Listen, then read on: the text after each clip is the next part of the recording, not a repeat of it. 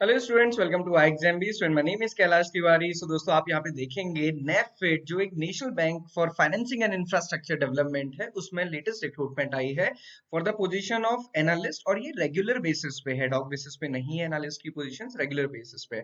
थोड़ा सा इसको समझना है क्योंकि कई सारे स्टूडेंट की क्वेरी होगी एग्रीकल्चर स्टूडेंट्स की। तो मैं आपको बता दूं कि ये एग्रीकल्चर स्टूडेंट्स स्पेसिफिक पोस्ट नहीं है और ना ही ग्रेजुएशन बेस्ड, ये पोस्ट ग्रेजुएशन बेस्ड पोजीशन है। बट ये समझना आपको इसलिए है क्योंकि आपको ये देखना है कि फ्यूचर में आपके लिए कौन कौन सी अपॉर्चुनिटीज हो सकती हैं और उनके लिए कैसे कैसे आपको रेडी रहना है।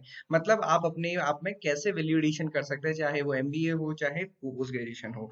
तो नेफिड आप देखेंगे, जैसे नाबार्ड एक डेवलपमेंटल ऑर्गेनाइजेशन है, सिडबी है, एनएचबी है, इन सभी में रिक्रूटमेंट आती है। वैसे ही नेफिड में, जो कि national bank for financing infrastructure development है, जो बहुत बड़े बड़े इंफ्रास्ट्रक्चर प्रोजेक्ट्स होते हैं, आप देख ही सकते हैं, इमेजेस के थ्रू आपको समझ आएगा। उनके प्रोजेक्ट्स के वर्क के लिए ये नेफेड को बनाया गया है। अब यहाँ पे वैकेंसीज आई हैं। जैसे आप देखते हैं, नाबार्ड जो ऑर्गेनाइजेशन है, NABARD organization agriculture rural development के लिए है। तो यहाँ पे एग्रीकल्चर का रोल रहता है।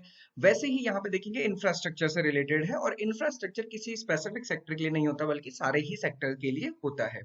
अब हमारे लिए इंपॉर्टेंट क्यों है? क्योंकि ये एक अपॉर्चुनिटी है। और जैसे हम देखते हैं, कई बार ऐसा होता है, आप अभी देखेंगे बहुत सारे डिफरेंट डिफरेंट एग्जामिनेशन आ रहे हैं। इससे पहले आपने देखा एनएचबी का आया, सिडबी का आया, और नाबार्ड का है, आरबीआई का है, या फिर आईबीपीएस की अपॉर्चुनिटीज हैं बहुत सारे डिफरेंट ऑर्गेनाइजेशन में। इस बार एग्रीकल्चर स्टूडेंट ने देखा सीसीआई में आई, सीडब्ल्यूसी में आया, एनएससी में आया।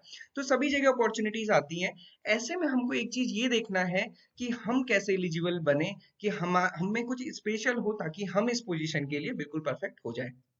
कैसे हो जाए, अभी हम इसको समझेंगे। आप देखेंगे ये वैकेंसीज हैं, वैकेंसीज डेफिनेटली कम है क्योंकि ऑर्गेनाइजेशन बहुत छोटा है।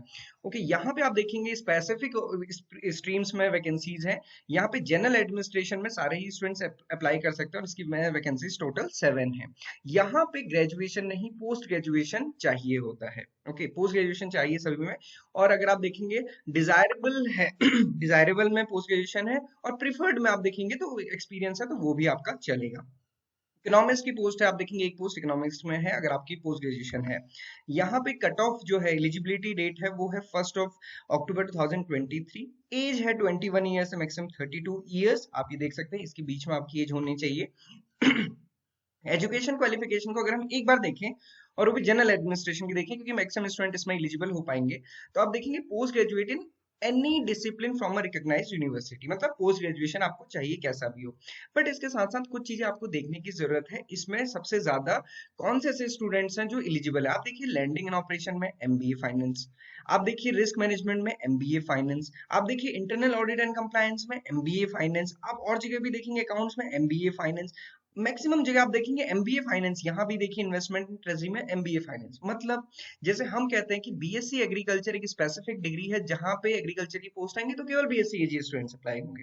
सो सिमिलरली आप देखिए कि एमबीए फाइनेंस कितना स्पेशलाइज्ड है, कहीं से भी आपका डिग्री होनी चाहिए। तो मैं ये सभी को सजेस्ट करता हूँ कि देखिए, पोस्ट ग्रेजुएशन तो जरूरी है, और साथ ही साथ ऐसी डिग्री जो आपके बहुत काम आ सके।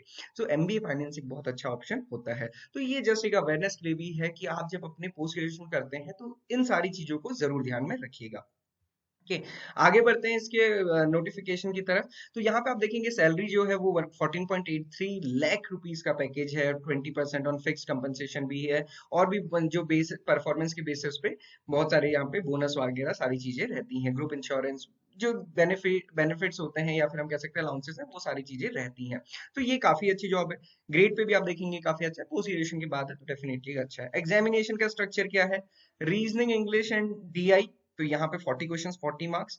प्रोफेशनल नॉलेज या फिर जो सब्जेक्टिव नॉलेज होगी उसके आप देखेंगे 40 मार्क्स रहेंगे, और सॉरी 40 क्वेश्चंस रहेंगे 60 मार्क्स के, तो टोटल क्वेश्चन 80 हो जाएंगे, और 100 मार्क्स का ये टोटल रहने वाला है।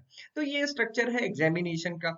इसके रिलेटेड अगर आपको बहुत सारी जानकारी चाहिए, क्योंकि ये तो मैंने जस्ट एक अवेयरनेस के लिए बनाया था, सो दैट कि बीएससी एग्रीकल्चर स्टूडेंट ये समझ सके कि जैसे बीएससी एग्रीकल्चर की वजह से आप एक स्पेशल हो जाते हैं, कुछ ही एग्जामिनेशन में आप मतलब कुछ स्पेशल एग्जामिनेशन में केवल आप ही फेल कर सकते हैं, वैसे ही आप देखिए अगर आपका पोस्ट ग्रेजुएशन होता है तो फिर आप कितने स्पेशल हो जाते हैं।